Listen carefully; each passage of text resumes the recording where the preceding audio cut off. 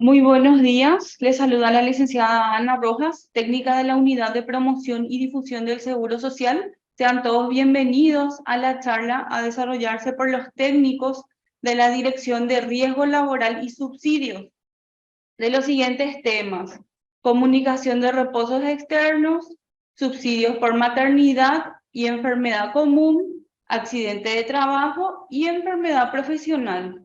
Los disertantes son los siguientes: la doctora Carmen Brustein, la doctora Alicia Gómez y el señor José León, que estarán desarrollando esta capacitación.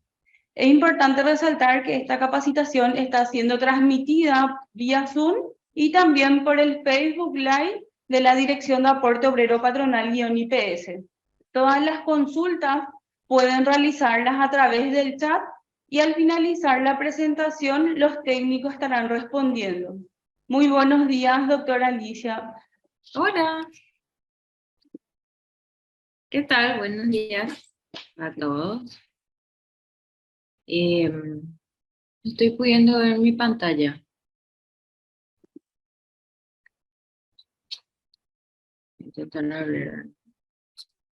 ¿Se ve tu presentación, doctora? ¿Se ve? Sí, doctora. Ah, entonces, ahí está. Ahí, ¿se ve? ¿Verdad? Mm. Sí, doctora, adelante.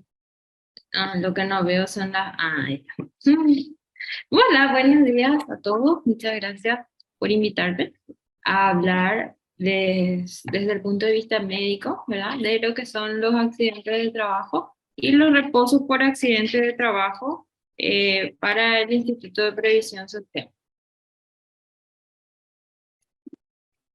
Bueno, eh, siempre hay que empezar, ¿verdad?, por las definiciones.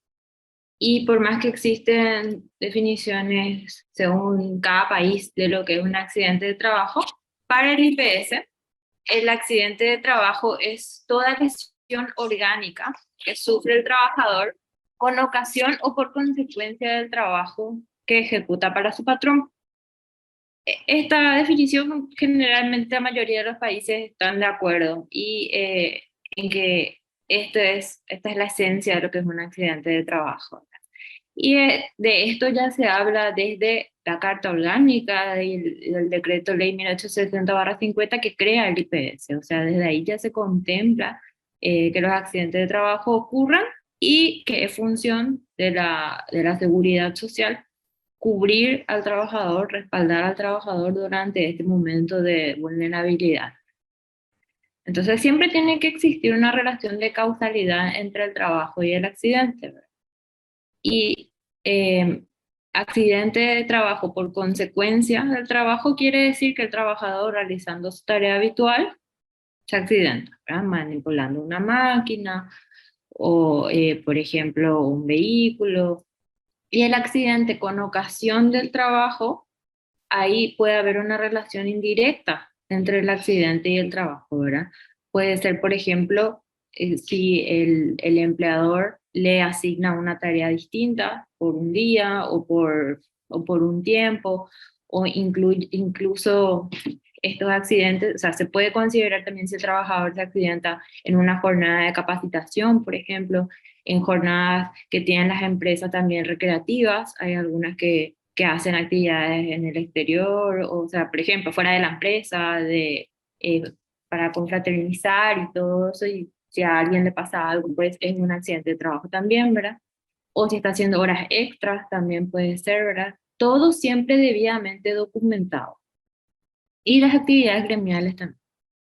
Bueno, entonces, ¿pero qué es lo que tiene que estar presente en los accidentes de trabajo? Que la lesión que se produzca en esa persona tiene que ser producida por la acción repentina violenta de una causa exterior.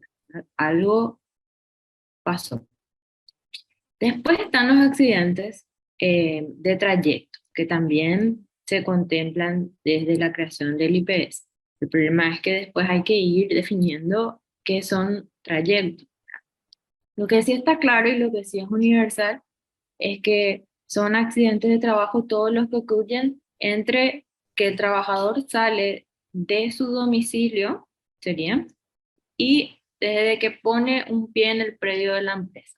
Esta es la definición general de trayecto. Es decir, si yo en mi casa bañándome me caigo en la ducha, me estaba yendo al trabajo, eso no sería accidente de trabajo. También el trayecto debe ser directo.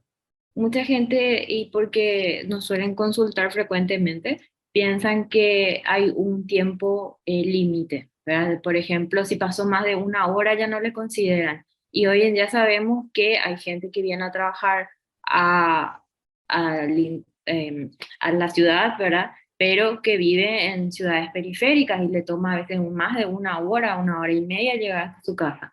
Entonces, en ninguna parte del IPS todavía está reglamentado el tema del tiempo. Lo que sí es que tiene que ser el trayecto directo.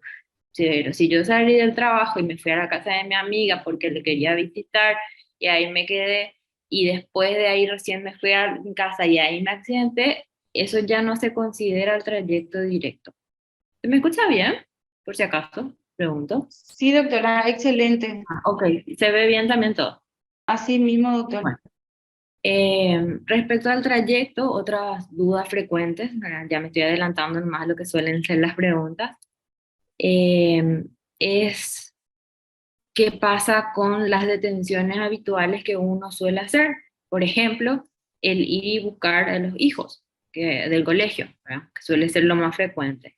Si es una tarea habitual que uno haga y que está dentro de su trayecto, entonces sí se puede llegar a, a considerar como un accidente de trabajo. Y también el trayecto entre dos lugares de trabajo. Esto, por ejemplo, se da para delivery, cobradores, es decir, todos aquellos cuyo trabajo sea andar por la calle. Entonces, eso también es accidente de trabajo, obviamente. Bueno, siguiendo con las definiciones, siempre dentro de lo que es el decreto ley 1860/50, ¿verdad? Que después fue reglamentado por el 10.810, todo asegurado que tenga un accidente de trabajo, ¿verdad? Tiene derecho a prestaciones, ¿verdad? Como dijimos. La primera que nada es la atención médica, ¿verdad? Inmediata, eh, ya sea procedimiento médico, cirugía o internación, terapia inclusive. Y en los casos que realmente sean accidentes de trabajo, no se exime ese periodo de carencia que se solicita para la atención médica en los casos de accidentes no laborales o de enfermedades comunes. Una de las grandes diferencias y de la importancia no solamente de comunicar el accidente, sino de que el trabajador esté inscrito al momento de que le pasa su accidente.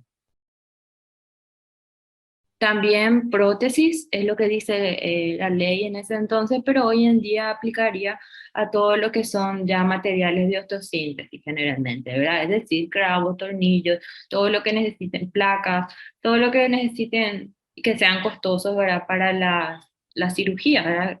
Hablo de materiales traumatológicos porque lastimosamente la mayoría de nuestros accidentes derivan en enfermedades traumatológicas, fracturas, luxaciones, esguinces, amputaciones.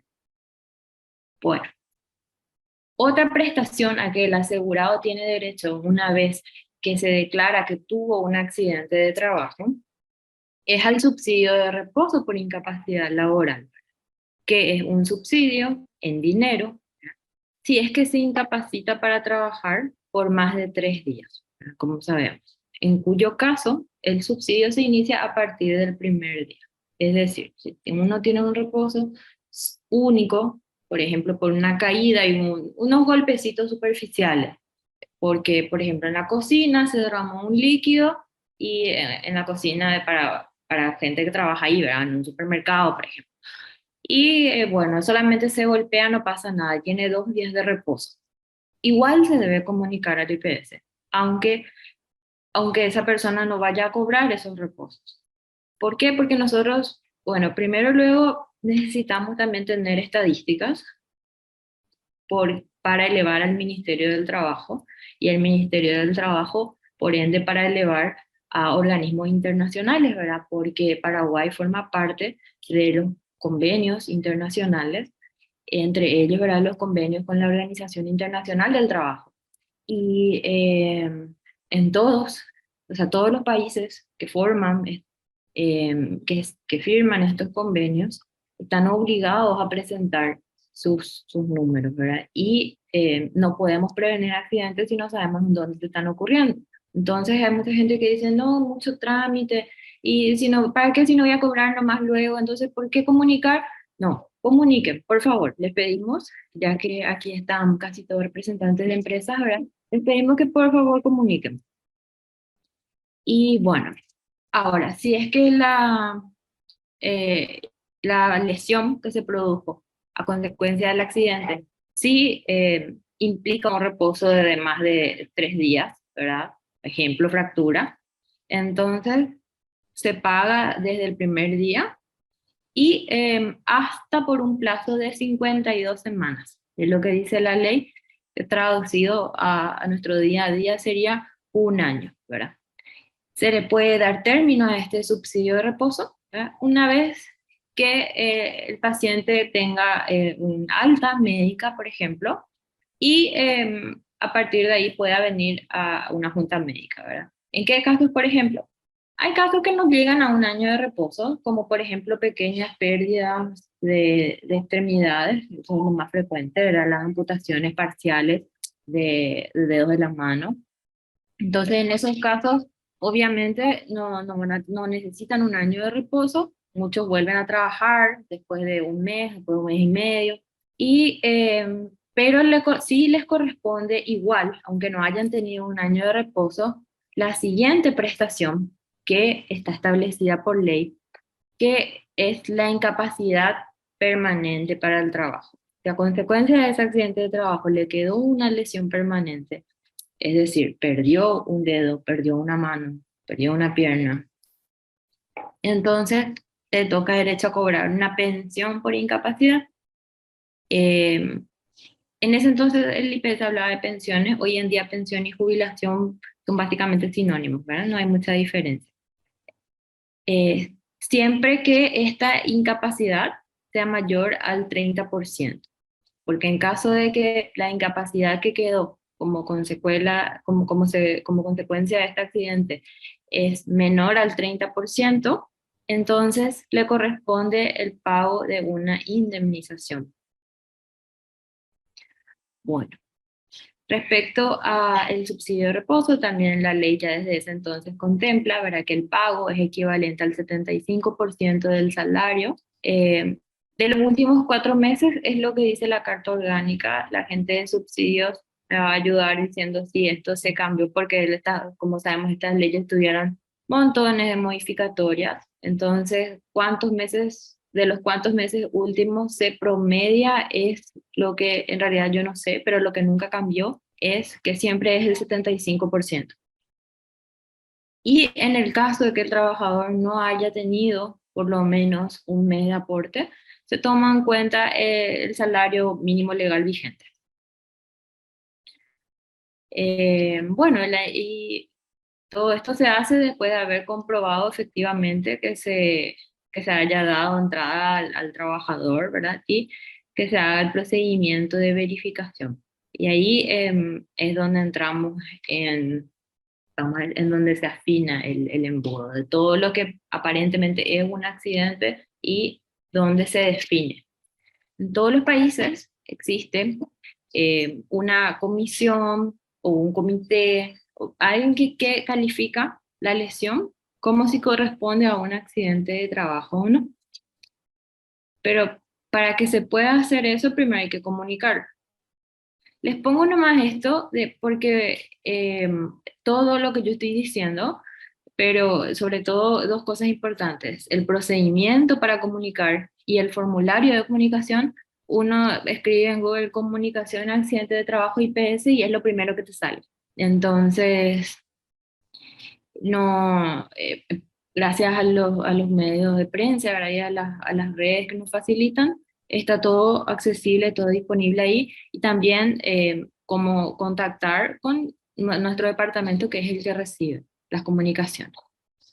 Bueno, entonces tenemos que un trabajador en un día normal se accidenta, se hace la comunicación del accidente de trabajo, sí o sí al Departamento de Gestión Médica Laboral, que es desde donde le estoy hablando, que es donde soy jefa y donde se encuentra la comunicación, la Comisión de Accidentes de Trabajo. Si el accidente ocurre en el interior del país, por cuestiones de comodidad, también pueden enviar la comunicación a las oficinas de la zona de aporte obrero patronal y ellas derivan a la Dirección de Riesgo Laboral, que es que es de donde nosotros dependemos y ellos nos remiten. Bueno, como les dije, este es el material que está disponible en internet, así que no voy a hablar mucho de esto, solamente para mostrarles, ¿verdad?, que esto está todo ahí, incluyendo los requisitos. En lo que sí quisiera hacer énfasis, porque eso no está explicado en ningún lugar, y únicamente contando así verbalmente y con el ejemplo del día a día es que se puede entender bien. Es que una vez que uno entra a descargar ese formulario, primero que nada luego sale con esta fecha, la cual tienen que ignorar nomás, ¿verdad? ¿Sí? Donde realmente se debe colocar la fecha y el lugar desde donde se está emitiendo la comunicación, es ahí en esa parte donde dice lugar y fecha, ¿sí? El siguiente paso son los datos del asegurado. Sumamente importante que esté en letra legible, porque lastimosamente todavía eh, hacemos esto de forma escrita y no es todavía informatizado. Entonces, la letra más legítima posible, ambos nombres, ambos apellidos, si es posible. El número de cédula, sí, fundamental. Cuántos años tiene el trabajador y el estado civil. Es más por tema de estadística que otra cosa, pero aquí es donde sí quiero hacer énfasis y muchas veces no se completa bien. Profesión y funciones que realizan la empresa. No son la misma cosa. Yo, por ejemplo, puedo ser eh, ingeniera, pero en la oficina estoy contratada como gerente de recursos humanos, por decir, ¿verdad? Entonces, no son lo mismo la profesión con las funciones que realizan la empresa. Porque finalmente, cuando nosotros analicemos esa relación de causalidad entre el accidente, o sea, entre lo que se describe como que fue el accidente y la lesión producida como consecuencia de ese accidente, como no podemos hacer verificaciones in situ, ¿verdad?, por problemas logísticos, lastimosamente no podemos irnos a cada empresa. Lo ideal es que cada empresa tenga un equipo de seguridad y salud en el trabajo que sea el que, bueno, ocurre el accidente y ahí en el momento ya puedan investigar la causa. Pero nosotros somos más bien verificadores del proceso y sobre todo de que exista esa relación entre, bueno, haciendo ese trabajo realmente se puede contemplar que eso le pasó. Bueno, este formulario tenemos que acordarnos que es el mismo de 1950, ¿verdad? O 52 en realidad, para ser más exacto. Entonces, nunca y hasta ahora no está actualizado, entonces no es muy claro y no contempla todas las formas de trabajo que tenemos hoy en día, ¿verdad? No se contempla lo que es el teletrabajo, no se contempla lo que son los horarios rotativos. Entonces, cuando como representantes de empresa o cuando les toque acompañar a algún trabajador que tenga que presentar su comunicación de accidente de trabajo, lo que pedimos es que en día normal, en horario normal de trabajo, perdón, se aclare cuáles son los días que trabaja, el lunes a viernes o el lunes a sábado, ¿verdad? ¿Cuál es su horario de entrada y salida? Eso también, ¿verdad? Porque a veces ponen, por ejemplo, horario normal de trabajo 8 horas, o sea, como 8 horas diarias. Y no es esa la intención, ¿verdad? Sobre todo para los accidentes que son de trayecto, ¿verdad? Necesitamos. Y bueno, y como les dije, el tipo horario, ¿verdad? Porque a veces nos dicen que trabaja de 6 de la mañana a 18 de la tarde y nos dicen el accidente ocurrió a las 23 horas. Y uno se queda así y fue dentro de la empresa. Pero el problema es que justo no rotan, les tocan 15 días, 15 días noche, entonces el tipo horario. Bueno, el lugar donde ocurrió el accidente, también tratar de poner lo más, la mayor cantidad de información posible. Yo sé que es un formulario pequeño, incómodo para completar, pero lo que más nos importa es, hoy en día habiendo tantas empresas tan grandes, ¿verdad? Que son las principales aportantes al IPS, que tienen muchas sucursales y en muchos lugares del país, para poder relacionar si hay entre el domicilio declarado y donde realmente trabaja ese asegurado. Entonces, por eso es muy importante poner si el asegurado trabaja en una sucursal, por ejemplo, los guardias de seguridad. ¿Dónde vive el guardia de seguridad? Sería su domicilio, y el lugar donde ocurrió es, por ejemplo, bueno, ese guardia está en, de, ¿cómo es? Trabajando como tercerizado en un banco, en un supermercado, no sé, ¿verdad? En algún lugar. Entonces, ¿en dónde está ejerciendo realmente su función al momento de accidentarse? Y la dirección de ese lugar, ¿verdad? Y si ocurrió en la vía pública, poner lo más detallado posible el nombre de la calle, el nombre del barrio, el nombre de la ciudad, ¿verdad? Sí. Entonces, si es algo dentro de la empresa, o mismo si es in itinere, pero es una empresa grande y con varias sucursales, especificar. Y por último dice fecha, día y hora del accidente. Creo que es el único ítem que, claro. El hecho ocurrió como sigue, ¿verdad? Y aquí un breve y conciso relato de cómo ocurrió el accidente. Y sobre todo, puede ser que el accidente haya ocurrido por algo eh, culpable al trabajador. O sea, en Paraguay no se habla de eso, pero en otros países separan los accidentes en culpables e inculpables al trabajador. Entonces, para nosotros todos hacen este mismo formulario, pero si por ejemplo ustedes le capacitaron al trabajador, le dieron los materiales de protección, le dijeron, no, en esa parte no se tiene que estar porque es peligroso, y el trabajador hizo igual. Recuerden que la obligación de la empresa es la de comunicar, incluso si ves que hubo imprudencia del trabajador.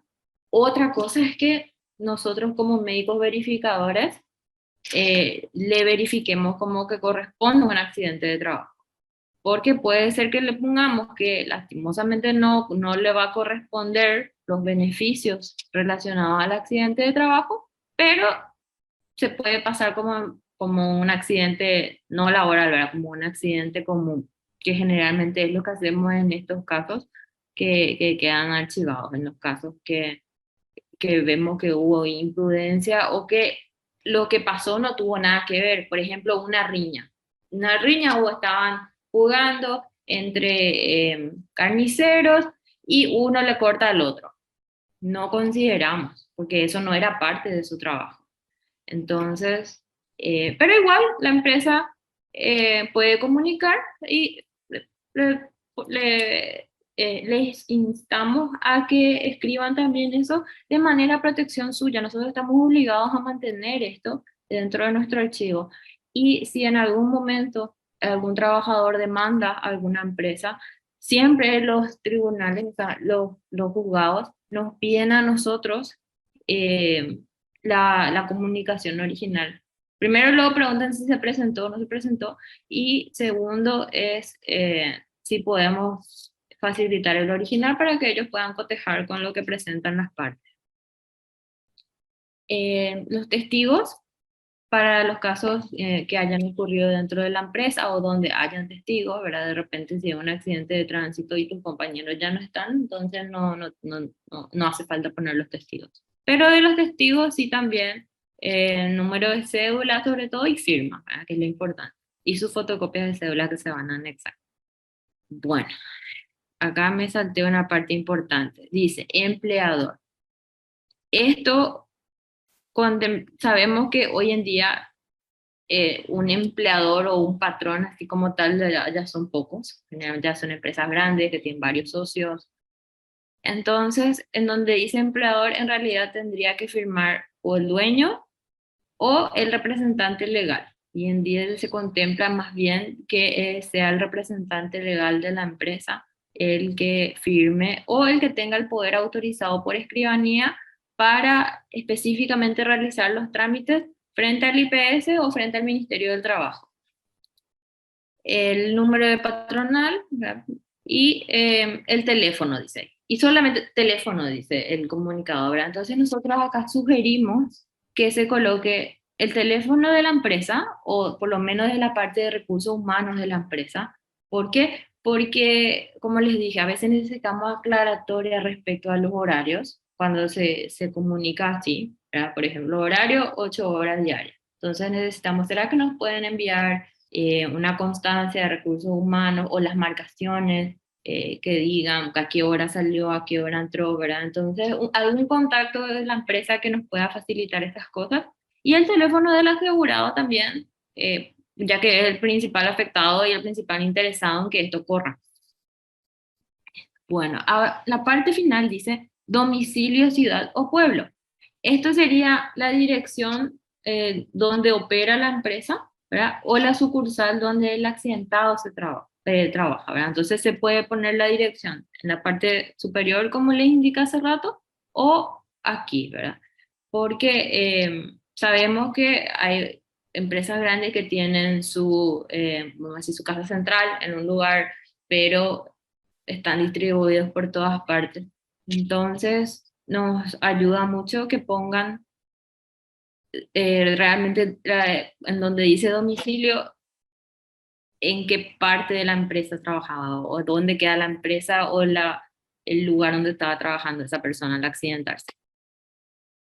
Bueno, la última resolución que está vigente sobre los reposos en general, ¿verdad? Y en lo que a mí me corresponde, que son los reposos de accidentes de trabajo, es esta, la 010-008 del 2017, en donde en su capítulo 3 menciona, ¿verdad?, que las solicitudes, perdón, de subsidios por accidente laboral deberán realizarse conforme a las siguientes disposiciones. El empleador puede notificar el accidente mediante la comunicación de accidente de trabajo, que es la que ya mostré, ese formulario, que es la que está vigente, como dije, ¿verdad?, desde 1952, ¿verdad? Fue aprobada en este decreto y es la que hasta ahora sigue en uso, ¿verdad? Dentro de los 8 días de ocurrido el hecho. Y acá pongo un asterisco. Se puede comunicar después de los 8 días de ocurrido, no sabemos, solamente que corresponde multa. Una multa que es igual a 15.000 guaraníes, creo que por día, que pasa después de los 8 días. Otra pregunta que nos hacen frecuentemente es si se refiere a 8 días calendario o 8 días laborales. Y es calendario, porque esto no se modificó todavía y es lo que está vigente desde ese entonces. Y la otra forma donde en un futuro podría ser es cuando haya realmente un enlace electrónico entre el Ministerio del Trabajo y el IPS, que justamente hasta ahora no existe. Entonces, pero esta resolución del 2017 ya contempla eso, ¿verdad? Que en los casos que uno comunique al Ministerio del Trabajo, el Ministerio del Trabajo tendría que haber un enlace entre el IPS y el Ministerio. Y así también lo que se comunica al IPS, el Ministerio tendría que acceder a esas comunicaciones. Hoy en día, si comunican al Ministerio físicamente, igual tienen que traer al IPS. Y bueno, con ese formulario se puede acercar el representante legal, el de talento humano. El representante legal es el que sí o sí debe firmar, pero no hace falta que sea el que venga a gerenciar el trámite personalmente. Entonces, bueno, presentándose en el Departamento de Gestión Médica Laboral, que somos dependencia de la Dirección de Riesgo Laboral y Subsidios de la Gerencia de Prestaciones Económicas, y en nuestra oficina, que está ubicada en Dr. Manuel Peña, esquina Dr. Odriozola, al costado del Hospital Central más o menos, que es la sede de la Comisión de Accidentes. ¿Qué documentos presentar? La fotocopia de cédula del firmante, que como dijimos debe ser el representante legal de la empresa, el que figura dentro de la inscripción en la SET, ¿verdad? En la Secretaría de Tributación. Una fotocopia también de el RUC, porque así nosotros podemos cotejar de que la persona que está firmando es realmente la persona que está acreditada para hacer esto. ¿Y por qué pedimos esto? Y lastimosamente porque hubo antecedentes de que entre compañeros nomás se firmaban las comunicaciones y como sabemos, a partir de que algún reposo se verifique efectivamente como accidente de trabajo, se ignoran completamente todos los periodos de carencia para atención, para cirugía, para internación, para materiales, que son las cosas que principalmente se necesitan en estos casos, ¿verdad? Sobre todo en los casos de los accidentes graves. Y no solo eso, fallece el trabajador y aunque no tenga ni un mes de aporte, también corresponden los pagos correspondientes a la viuda, a los hijos. Si el trabajador queda vivo y con una secuela, la pensión o la indemnización, entonces es mucho dinero que sale finalmente del aporte de todos, porque eso tenemos que recordar que el IPS tiene un sistema de capitalización solidaria, donde lo que yo aporto, lo que vos aportás, finalmente todo sirve para todos. Entonces, bueno, en vista que hubo esos casos, es que exigimos que sea el representante legal, alguien que sea la persona que se haga responsable de comunicar ese accidente, y sobre todo porque también hubo casos de empresas que le demandan a personas que se hicieron pasar por representante legal. Entonces es bastante complejo el tema. Todo luego en donde haya dinero involucrado siempre va a ser complejo. Entonces, tomar todos los recaudos posibles siempre es la mejor forma de manejarse. La copia de cédula del asegurado y de los testigos. Fotocopia simple, una nada más. Bueno, certificado médico original. Eso es lo único que dice en esa resolución. ¿Pero a qué se refiere? Se refiere generalmente a el reposo que se le expide a consecuencia de la consulta que tuvo por ese accidente. En los casos que sean dentro del IPS, como sabemos, los reposos ya se generan automáticamente, entonces no hace falta que el trabajador, si es que se atendió en IPS, inmediatamente después y en algún IPS que tenga sistema informatizado, entonces a veces este requisito podemos ignorar, ¿verdad? Por eso cada caso se analiza puntualmente. Y para los casos que ocurren in itinere, la denuncia policial original o copia autenticada por escribanía. O también si es que el accidente fue dentro de la empresa, pero estuvo involucrada un arma de fuego o un arma blanca, porque son posibles hechos punibles, entonces necesitan denuncia policial. Bueno, entonces las solicitudes de subsidio, con toda esa documentación respaldatoria, serán analizadas por la Comisión de Accidentes y en todos los casos, después de ese análisis, se va a tipificar el hecho como enfermedad de trabajo, como accidente de trabajo o no, o como enfermedad profesional, que es un tema aparte y que estoy ignorando más por ahora porque los accidentes son los que ocupan la mayor cantidad de solicitudes. ¿Qué analiza la comisión? Bueno, entonces, como ya estuve adelantando, ¿cómo ocurrió la lesión? Porque, por ejemplo, dicen que se resbaló en el piso nomás y traen un diagnóstico de fractura de cadera, por ejemplo, en una persona joven, llama la atención, para producirse una fractura de cadera tiene que haber algo de alta energía, ¿verdad? Un traumatismo de alta energía. Entonces, por eso, la forma en que ocurrió la lesión, con la lesión. El día, la fecha, la hora, ¿verdad? Lógicamente, si era realmente su día de trabajo, si era su horario de trabajo. El lugar de la primera atención médica también es muy importante. Hay empresas que tienen sus propios puestos de enfermería. Después están los que les traen directo al IPS o al hospital del trauma. Generalmente la lógica te dice que en un accidente se va al primer lugar, ¿verdad? O si no es grave, al IPS. El diagnóstico médico emitido. Y en esa parte es donde también solemos tener muchos problemas, porque yo sé, no es culpa del trabajador, no es culpa de la empresa tampoco, es una culpa de mis colegas que no quieren escribir bien el diagnóstico o ponen reposo por tantos días nomás por accidente laboral, y nosotros al cargar el reposo en el sistema tenemos que escribir un diagnóstico. Y los diagnósticos médicos encima en medicina están todos también codificados por un código internacional de enfermedades que se llama CIE. Y eso tenemos que poner el IPS nuevamente también con fines estadísticos, ¿verdad? Pero sobre todo para que se pague. Un reposo sin diagnóstico no se va a pagar.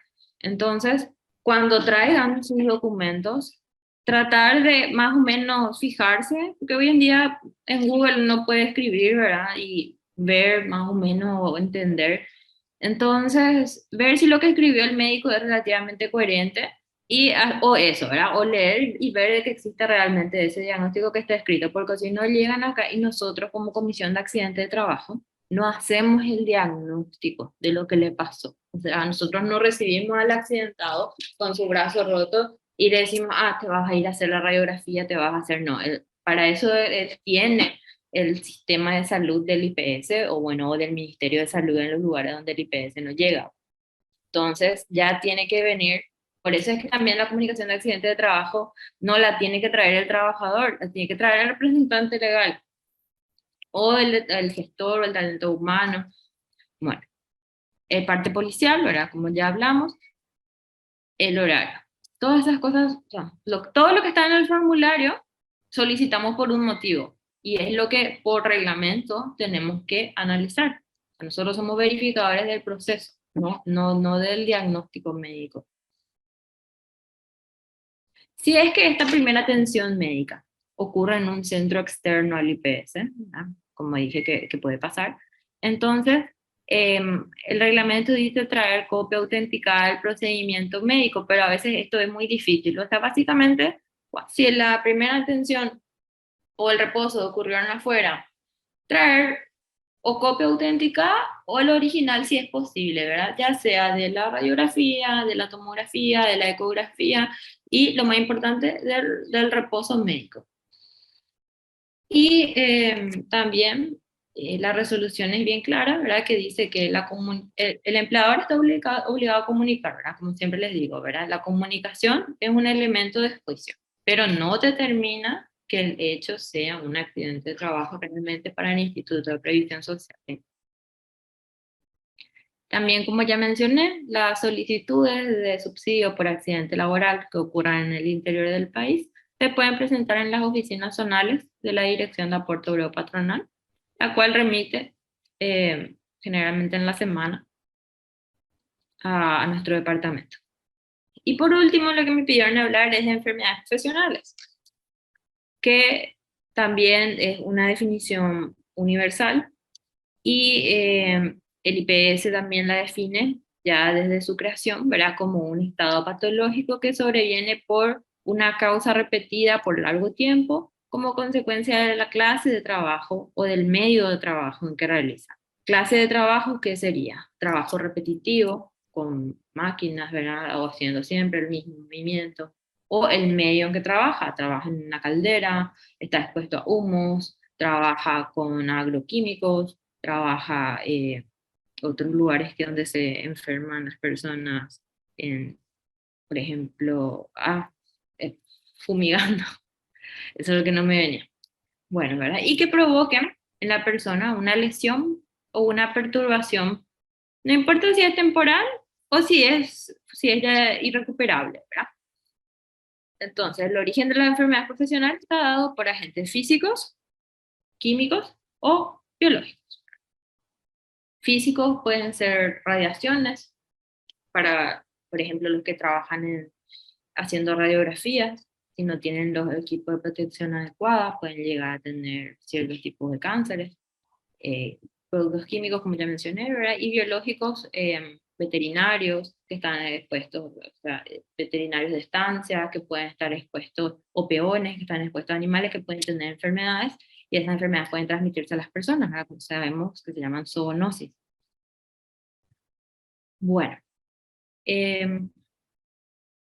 la Carta Orgánica del IPS habla de una equiparación entre la enfermedad profesional y los accidentes de trabajo, en el sentido económico. Un reposo por enfermedad profesional se pagaría 75%, no como enfermedad común, que sería 50%, y le corresponde también los mismos beneficios que le corresponderían si fuese un accidente de trabajo. A eso se refiere la equiparación. Es decir, que pueden acceder a una jubilación por la enfermedad profesional o a una indemnización si es que el porcentaje afecto del cuerpo es menor a 30%. Pero ¿cómo se determina enfermedad profesional? La empresa o el paciente o su médico, ¿verdad?, presentan un pedido de posible enfermedad profesional o una denuncia de posible enfermedad profesional de su trabajador, y eso es analizado, en este caso ya no es por la Comisión de Accidentes de Trabajo, sino por la Comisión de la Junta Médica, que está integrada, ¿verdad?, por 3 profesionales médicos del instituto, o sea, es decir, de nuestro departamento. Y la solicitud de la que estaban mencionando, ¿verdad?, para pedir que se evalúe un caso como enfermedad profesional, no existe una solicitud aparte, exclusiva para eso. Utilizamos la misma que es para conformación de junta médica, que tiene que firmar el médico. En este caso, a lo que sería el pedido de la empresa, se adjuntaría sí o sí el pedido del médico tratante. Se presenta aquí en la mesa de entrada del Departamento de Gestión Médica Laboral, y es el mismo formulario que se utiliza tanto para pedir juntas médicas por enfermedades comunes, para pedir juntas médicas, porque es el formulario de junta médica por accidente de trabajo, porque es la junta médica la que va a determinar qué prestación económica de largo plazo le va a corresponder. Las prestaciones económicas del IPS se dividen en dos, ¿verdad?, en de corto plazo y largo plazo. Las de corto plazo son los reposos, las de largo plazo son las indemnizaciones, las pensiones o jubilaciones. Y bueno, con esto termino lo que es mi tema y dejo aquí ver nuestro número de teléfono corporativo. Lastimosamente en línea baja no tenemos. Nuestro horario de atención de lunes a viernes de 7 a 13, y donde queda en nuestra oficina, ¿verdad?, que está aquí en esta esquina, a 2 cuadras de lo que sería la avenida Sacramento. Es fácil, ponen en Google Maps Junta Médica IPS y les va a salir, ¿verdad? Junta Médica para acortar nomás, pero en realidad es la oficina del Departamento de Gestión Médica Laboral, que como saben es aquí donde opera tanto la Comisión Junta Médica como la Comisión de Accidentes de Trabajo. Y eso sería todo. Buenos días, doctora. Acá tenemos unas consultas antes de continuar con la doctora Carmen también, que va a estar desarrollando el tema de subsidios por enfermedad común y también la licencia por maternidad. Doctora Alicia, tenemos unas consultas que nos llegó. Sí. Dice así, ¿un asalto saliendo del trabajo se considera accidente de trabajo? Sí, para eso tiene que estar el parte policial.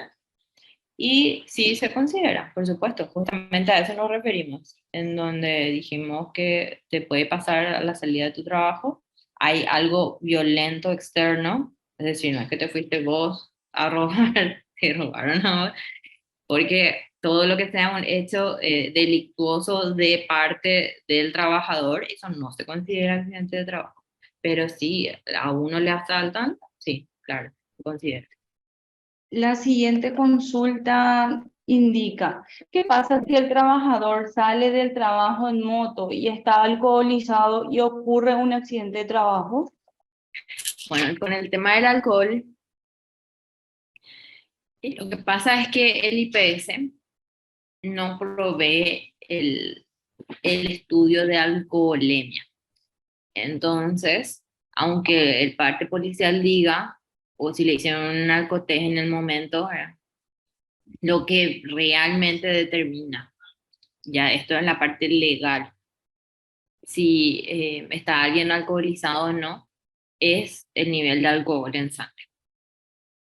Pero si se le hizo alcotés y dio positivo, no consideramos. ¿Por qué? Porque ahí hubo una figura que se llama exposición al peligro. Lo mismo que pasa con la gente que cruza en rojo o que dice bien la denuncia policial, se iba por la banquina, ¿verdad? Que uno sabe que no debe transitar por ahí. Tuvimos también casos de gente que está en la parte de atrás, vamos a decir, en la carrocería abierta de vehículos de transporte, que también sabemos que está prohibido hacer, ¿verdad? Uno no debe estar sentado en la parte de atrás de una camioneta, aunque a pesar de que acá es muy frecuente. Entonces, esos casos donde hay imprudencia, rechazamos. No obstante, la empresa puede comunicar, claro, solamente que no le damos como el visto bueno como accidente de trabajo y queda, igual queda cubierto por el Seguro Social, igual tienen atención si es que tienen los requisitos como para accidente no laboral. ¿Otra pregunta? Sí, la siguiente consulta es, en caso de que un personal se cae en el trabajo y se resbala y se rompe el diente, en esos casos sería accidente laboral y el IPS cubre parte de pago de la prótesis.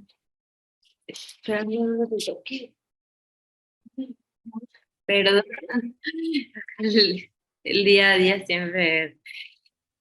Sí, doctor. Se cae y se lesiona la cara, sí, tiene sentido. Tenemos traumatismos faciales y dentro de lo que esté en el vademecum del IPS, porque sabemos también que el IPS tiene una lista de cuáles son los materiales que provee, ¿verdad? Si no está lo que necesitas dentro de esos materiales, ahí ya es un tema para ir a discutir con los abogados del IPS, ¿verdad? Pero caerse dentro de la empresa, claro que es un accidente de trabajo y sí, te puede romper un diente, te puede romper la nariz o cortar la frente, ¿sí? Todo eso se considera. Excelente, doctora. Y Y tenemos la que saber siguiente, después el por qué. O sea, ¿qué pasó ahí? No se señalizó que había un piso mojado, porque después está lo que es, recuerden que nosotros somos también riesgo laboral, o sea que lo ideal sería que después dentro de la empresa se hagan las investigaciones de por qué pasan los accidentes. ¿Otra cosa? excelente, doctora. La siguiente consulta dice así, ¿por qué la comunicación de accidentes laborales ya no podemos realizar mediante la página? ¿Se debe realizar de forma presencial? Sí. Por el tema de la pandemia, como había restricción, ¿verdad? Nosotros trabajábamos igual, pero por todas esas restricciones, ¿verdad? Se creó el correo institucional de accidente de trabajo, ¿verdad? Que es at@ips.gov.py. Todavía se puede presentar por ese medio, sin embargo, sobre todo si es que va a haber algún reposo, pedimos que traigan presencialmente o por lo menos que envíen por correo. Pueden enviar por courier, pueden enviar o sea, en un sobre cerrado y enviar por correo. ¿Por qué? Primero porque no tenemos reglamentado realmente la recepción por correos. Entonces hubo muchos casos en que el correo institucional pues tiene limitaciones, a veces se llena, a veces rebotan. Entonces, y otra cosa es también para poder en el momento ir haciendo un ping pong, ¿verdad? O sea que en el momento ya se puede ver, se le hace esperar un rato a las personas, pero ya se puede ver ahí, ah, no, mira, acá faltó aclaratoria del horario, acá faltó tal parte, este médico que firmó el reposo es un residente, tiene que ser un médico ya con especialidad.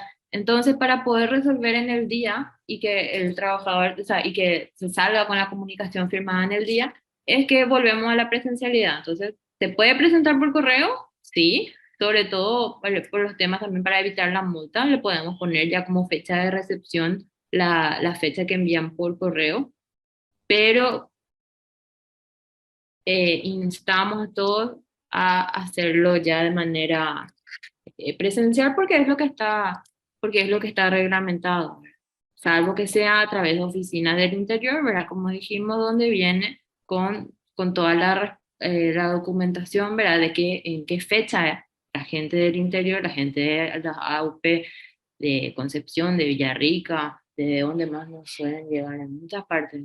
Ya la gente de las oficinas de AOP le ponen su sello de recibido de mesa de entrada, ¿verdad? Que es muy importante porque, como dije, por el tema de las multas, pero sí en físico. Y aparte por los problemas que surgían también de que sea por correo electrónico nomás, porque aunque lo ideal sería que se envíen PDFs bien claros y legibles, a veces eran fotos nomás, fotos no claras, y nosotros estamos obligados a guardar esto en archivo. Y el archivo no es que dura un mes y ya se tira, ¿verdad? Porque los archivos, por un tema de registros médicos y sanitarios, ¿verdad? Generalmente forman parte de un historial clínico y estamos obligados por 10 años más o menos a guardar. Entonces, todo eso que era escaneado, al año nomás luego, al revisar, uno ve que la calidad de la impresión se pierde. Entonces, ese es el motivo real por el cual pedimos otra vez. Entonces, no es que se rechaza, pero bueno, lo ideal sería que pueda llegar a ser algún día, por ejemplo, como los reposos externos, ¿verdad? Que se cargan en la web y bueno, ¿verdad? Que tenga alguna forma estandarizada, pero nosotros no tenemos todavía eso.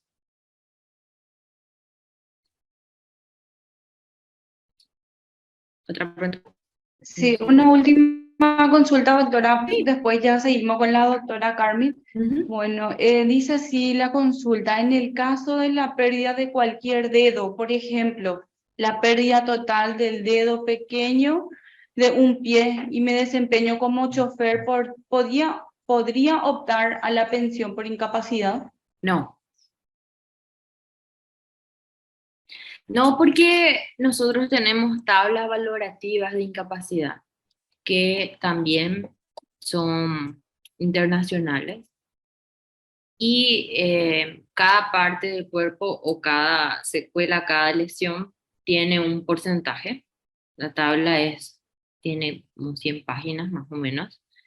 Entonces, cuando es por accidente de trabajo, se hace se coloca, vamos a decir, el diagnóstico dentro de lo que es esa tabla y en base a eso, si la lesión no fue suficiente, la pérdida de un dedo solo no llega al 30%, generalmente dependiendo del dedo, el mayor, el dedo de la mano que tiene mayor afectación es el pulgar, donde la pérdida total del pulgar es 25%. O sea, igual corresponde, por ejemplo, si los otros dedos están indemnes, corresponde una indemnización, porque es menor al 30%.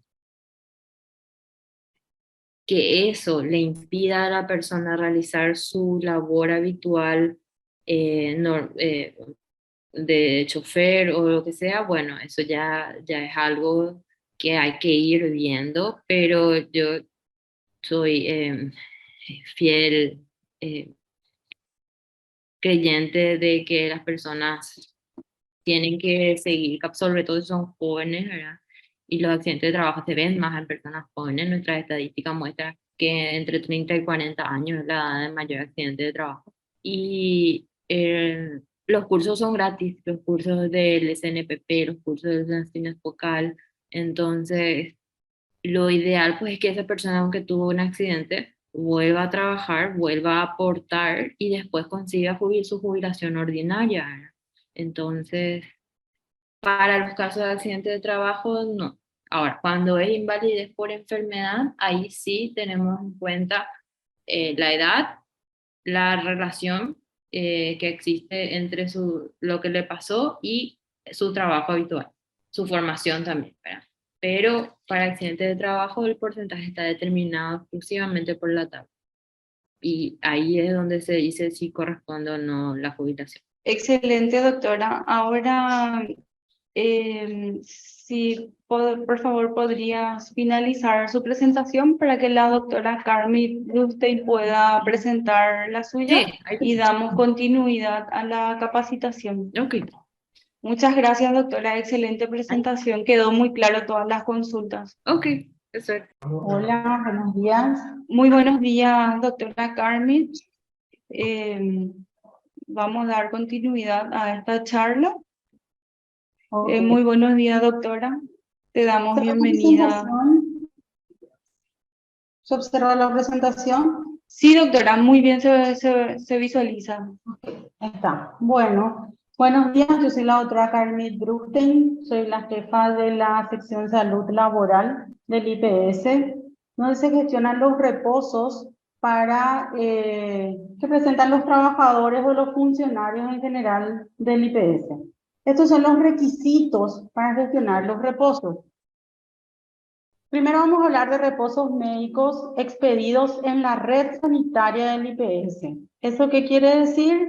Cualquier reposo que haya sido dado dentro del Hospital Central del IPS, una clínica periférica en Anagua, 12 de junio, o algún lugar del interior del país.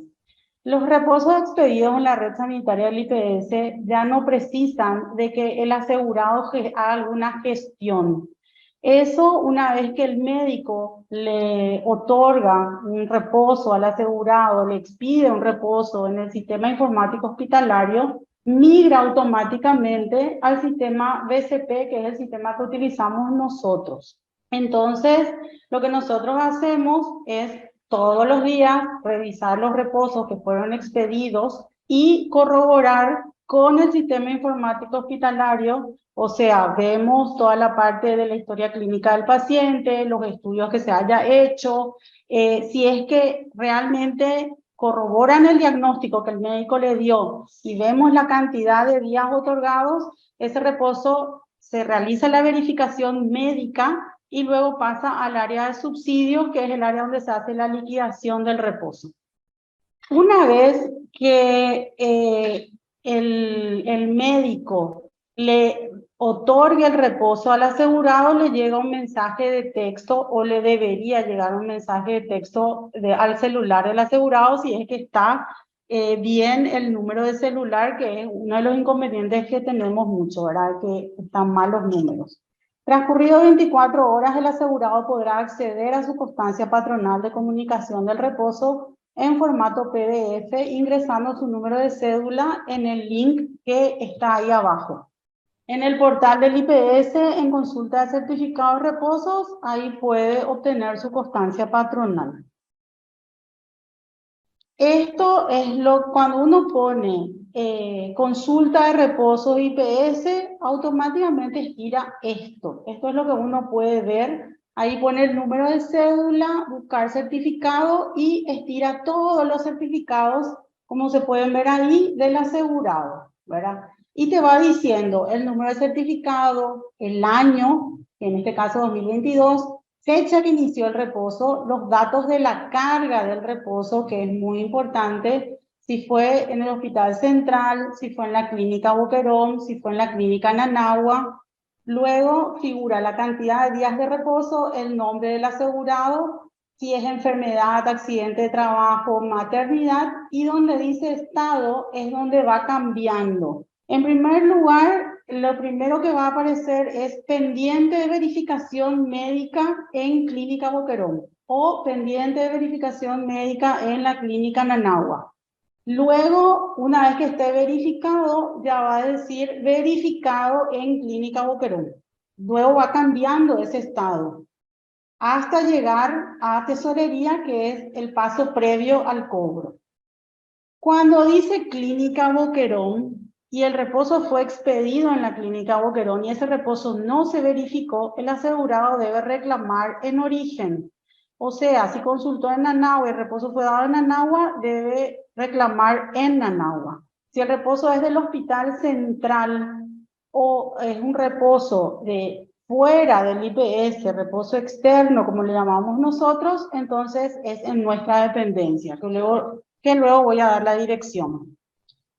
Todos los reposos por enfermedad o accidente común, reposos expedidos dentro de la red sanitaria del IPS, si cuenta, como dije, con el certificado de reposo en el SIH, que es el Sistema Informático Hospitalario, tiene la ficha de consultorio, la historia clínica del paciente, eso corre automáticamente. Si es que hay algún reclamo, pueden acercarse a la oficina de gestión de reposos que queda en la avenida País Pérez, esquina Petirosi, y el horario de atención es de 7:30 a 1. Ahora vamos a hablar de los reposos expedidos fuera de la red sanitaria del IPS. En ese caso, se presenta a través del portal del IPS y debe presentar el certificado de reposo médico original. El certificado de reposo médico debe tener ciertas características. Número 1, tiene que tener nombre completo del paciente, número de cédula, debe tener el diagnóstico exacto o si el médico no quiere poner el diagnóstico, puede poner también el Código Internacional de Enfermedades, que es el CIE-10, debe tener la cantidad de días de reposo y debe estar firmado y sellado por el médico con la fecha de la consulta. También deben presentar la cédula de identidad vigente de ambos lados. El certificado de reposo debe estar visado por el Ministerio de Salud Pública y Bienestar Social en la Dirección de Control de Profesiones. En caso de que el reposo sea de más de 3 días, debe estar acompañado de estudios auxiliares de diagnósticos. En ese caso debe ser un estudio que avale el diagnóstico de ese reposo, porque muchas veces nos presentan estudios que no tienen absolutamente nada que ver con el diagnóstico, cosa que nosotros después le terminamos rechazando y ahí entonces lleva más tiempo la verificación médica. Puede ser análisis laboratoriales, informes de tomografía, radiografías, resonancias. También solicitamos la constancia de internación en caso de que el asegurado haya estado internado. También podemos solicitar muchas veces la técnica operatoria cuando tenemos dudas sobre el procedimiento que se hizo.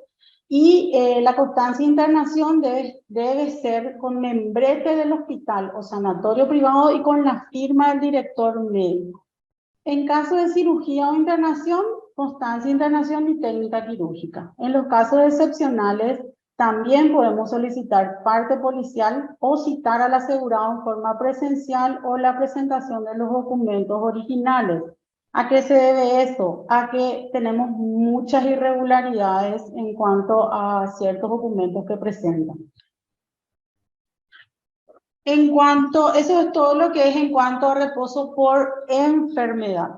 Luego pasamos a lo que es reposo por maternidad.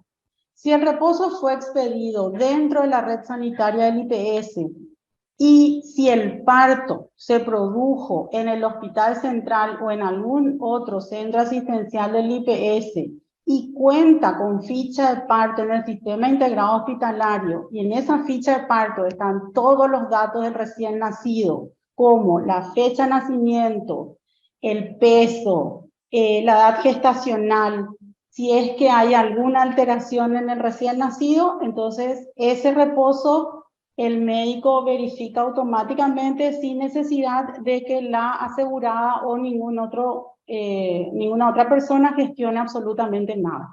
En caso de prematurez, nosotros normalmente le ponemos ya una observación cuando hay alguna duda sobre ese recién nacido y le pedimos la constancia del servicio de neonatología del Hospital Central. Y eso deben presentar a través de la plataforma de comunicación de reposos externos. Si cuenta con certificado de reposo emitido en la red sanitaria del IPS, o sea, por ejemplo, consultó en la clínica Boquerón y su ginecólogo ya le dio su reposo por maternidad y luego va y tiene su reposo, tiene su bebé en la Cruz Roja. También puede suceder, en ese caso debe presentar el certificado de nacimiento original, no el nacido vivo, y la cédula de identidad de ambos lados, cédula de identidad vigente por la plataforma, o sea, comunicación de reposo externo por la web. Y nosotros le verificamos su reposo posteriormente. Cuando el reposo es expedido fuera de la red sanitaria del IPS, deberán presentar a través de la plataforma de comunicación de reposos externos el certificado de reposo médico original, cédula de identidad vigente de ambos lados, certificado de reposo visado por el Ministerio de Salud Pública, el certificado de nacimiento original, como dije, no nacido vivo. En caso de prematurez, debe adjuntar la constancia del neonatólogo que le recibió al bebé o del pediatra, en el que conste la edad gestacional al momento del parto, el peso del niño al nacer o si cuenta con alguna patología congénita. Todo eso se hace a través del portal web. En caso de embarazos múltiples, se requerirá la presentación de los certificados de nacimientos originales de cada recién nacido también a través del portal web.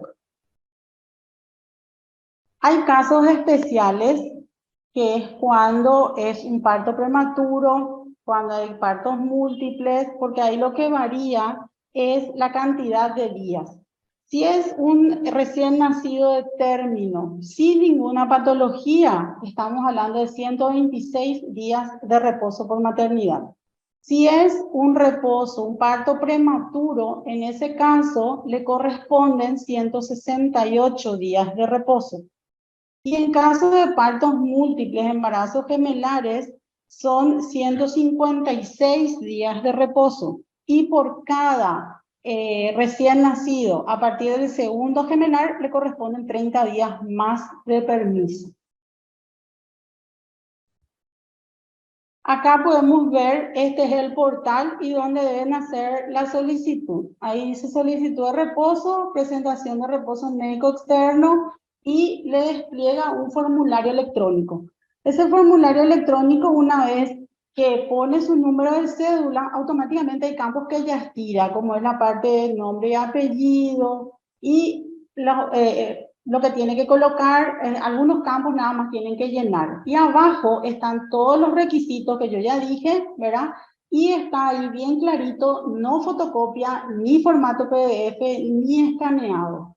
¿Por qué estamos pidiendo de esa manera? Por irregularidades que se han presentado con formato PDF y con escaneado. Entonces debe ser la foto y en caso de que nosotros tengamos dudas, podemos rechazarle el reposo y pedirle que se presente en la oficina con los documentos originales. Para el cobro de subsidios se requieren de 4 meses de aporte ininterrumpido, dentro de los cuales deberá completar 36 días trabajados. Y la patronal deberá estar al día con sus aportes. En caso de maternidad, se aporta el 100% del salario diario promedio. Luego lo que es toda la parte de liquidación, si tienen alguna duda, hay una persona de esa área que es la que les va a responder. Yo voy a hablar más de la parte médica. En caso de enfermedad es el 50%.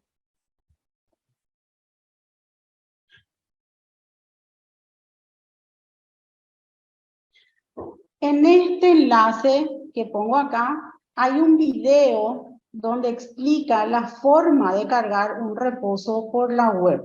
Si el asegurado no puede cargar su reposo por la web, igual puede acercarse a la oficina de gestión de reposo, que es en País Pérez y Petirosi, y nosotros le ayudamos a cargar su reposo sin ningún problema. Trae todos los documentos y acá las personas que están en atención al asegurado le ayudan a la persona a cargar su reposo. O sea que no se tiene que preocupar por eso. Y en caso del interior, sí, también se pueden acercar al lugar donde vivan, ¿verdad? Y pedir que se les ayude. Estos son los canales de consultas y reclamos. Tenemos un correo que es subsidios@ips.gov.pi, la central telefónica, y ahí piden con el IP 13668, que es un IP que está dentro de la oficina de gestión de reposo y donde nosotros respondemos los reclamos de los asegurados. También está transparencia, IPS te escucha. Tenemos un número de WhatsApp, pero que es solo para mensajes, no llamadas. Y también pueden acercarse a la oficina de gestión de reposo País Pérez, esquina Petirosi. Muchas gracias. Si tienen alguna consulta.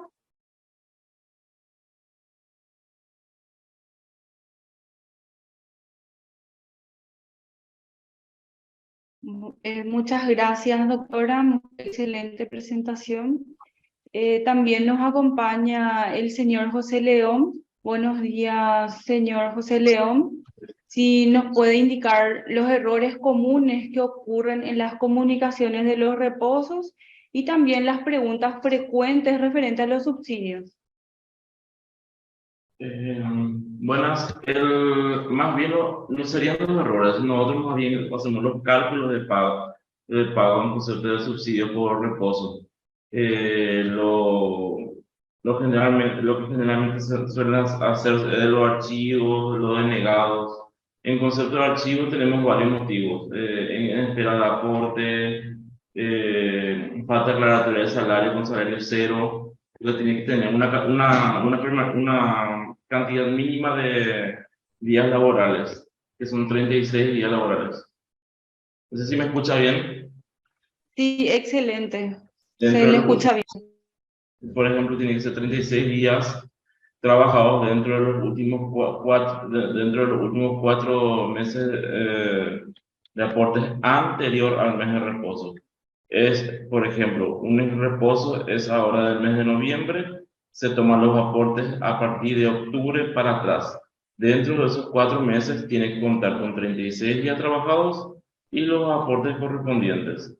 De tener días laborales cero declarados en el sistema REI, que generalmente es un error dado cuando se hace una carga masiva de datos por empresas, por ciertas patronales. Generalmente no verifican y todos sus salarios, todos sus días trabajados figuran a cero, los cuales deben ser comunicados con al aporte patronal para que ellos hagan la modificación pertinente. Y no sé si tienen algún tipo de consulta precisa sobre los casos, porque no tengo nada, fue un poco de improviso mi llegada a la reunión. Excelente aclaración, Las señor José. maternidades al tema es lo denegado masivo, que también está reglamentado por la ley. Si tienen algún tipo de duda. ¿En qué caso se deniega el subsidio por maternidad? Maternidad tiene los mismos requisitos en cuanto a lo que es la permanencia mínima laboral de 36 días trabajados dentro de los últimos 4 meses, dentro de los últimos 4 meses anteriores al mes de reposo, debe contar con 36 días laborales. De no contar con esa permanencia mínima, el mismo es denegado. También debe tener la patronal debe estar al día con sus aportes. Por ejemplo, el día de hoy hoy 16 nace la criatura, el recién nacido. Sí, y entonces se toma la planilla del mes de octubre. El mes de octubre tuvo tiempo, por ejemplo, para pagar hasta el 14, pero pagó el 15. Y ahí el reposo es denegado por haber estado fuera de fecha, la cual está reglamentada, que sería la ley 5508/15 y su reglamentación pertinente en el artículo 21, en el cual establece que tiene que estar al día la patronal para el pago del subsidio por reposo de maternidad. En caso de que la patronal esté en mora con el IPS y el IPS le diga que no le corresponde el pago, es el patrón el que debe hacerse cargo de pagarle su salario a la asegurada. Sí mismo. No es que se queda sin el subsidio por maternidad. Es la patronal quien debe hacerse cargo del mismo. Excelente. Tenemos otra consulta que dice así: buenos días, tenemos el siguiente caso. A una colaboradora le dieron reposo diagnóstico parto único por cesárea por 126 días. En fecha 31 de octubre del 2022, su hija nació en fecha 9 de noviembre del 2022 y falleció el 13 de noviembre 2022. ¿Se mantiene esa cantidad de días? ¿El IPS cubre el 100%? No, en este caso, por resolución del Consejo de Administración, que es la resolución vigente, se le otorga 40 días y el concepto es enfermedad, no maternidad. En ese caso cambia, pero tiene que comunicar que su bebé falleció y tiene que presentar el certificado de defunción del registro civil. Igual, así como cuando está vivo, debe presentar el certificado de nacimiento original del registro civil. Y eso deben comunicar para que nosotros podamos hacer el corte del reposo y cambiar el concepto de maternidad a enfermedad.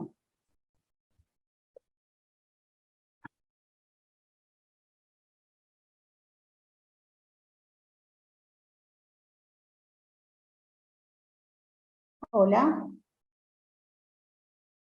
Sí, tenemos otra consulta. Sí. Tengo un caso de reposo de 30 días por cirugía de fractura de tobillo. Me rechazaron por falta de aclaratoria de salario. Fue por cambio patronal. ¿Cómo podemos hacer para gestionar? En este caso, al momento de la salida de la patronal anterior, por ejemplo, se cuenta con una remuneración superior a lo habitual. Por ejemplo, se te hacen ciertas liquidaciones y cálculos, indemnizaciones y preavisos. El mismo debe ser remitido en nuestra dirección, puede ser a subsidios@ips.com.pi. Ahí debe remitir la boleta de liquidación de su salida de la patronal anterior, de su mes de salida. Por ejemplo, su salario habitual viene siendo mínimo y por su salida cobró 6 millones, o por ejemplo. De esos 6 millones, no, ese es el total del salario.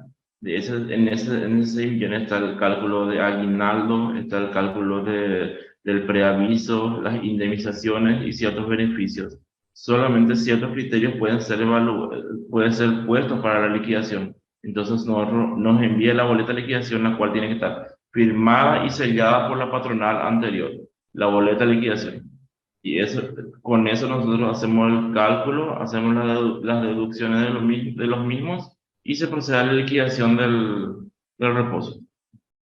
O también pueden acercar esa documentación a la Oficina de Gestión de Reposos en atención al asegurado y nosotros eso le pasamos al Departamento de Subsidios. Excelente. Tenemos varias consultas, vamos a estar consolidando y también en la próxima charla también vamos a estar dando como preguntas frecuentes para poder responder a todas las consultas. Acá en pantalla podemos visualizar los contactos de la página de Facebook de la Gerencia de Prestaciones Económicas y de la Dirección de Riesgo Laboral y Subsidios, el contacto de WhatsApp para mensajes, el email y también la dirección para las consultas presenciales. También les invitamos a que sigan participando de nuestras capacitaciones virtuales que vamos a estar desarrollando en este mes de noviembre. Tenemos varias capacitaciones con el área de la Dirección de Riesgo Laboral y Subsidios, como la capacitación desarrollada el día de hoy, y también podemos ver en pantalla los días próximos que tenemos calendarizados y también las capacitaciones que vamos a tener con el Ministerio del Trabajo, Empleo y Seguridad Social. Temas muy interesantes que es muy importante participar.